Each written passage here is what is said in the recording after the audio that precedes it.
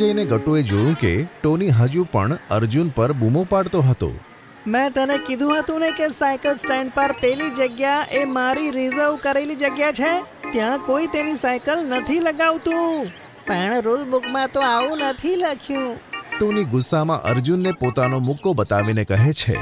બતાવું છું તને રૂલ બુક હમણાં. ત્યાં જ અચાનક ગટ્ટુ વચ્ચે આવે છે અને ટોનીને કહે છે. અરે ટોની, હું તો ક્યારનો તને શોધતો હતો.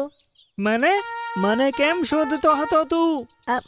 એ તો ક્લાસ ટીચરે મારી પાસે સૌથી 3 પોપ્યુલર સ્ટુડન્ટ્સની લિસ્ટ માંગી હતી.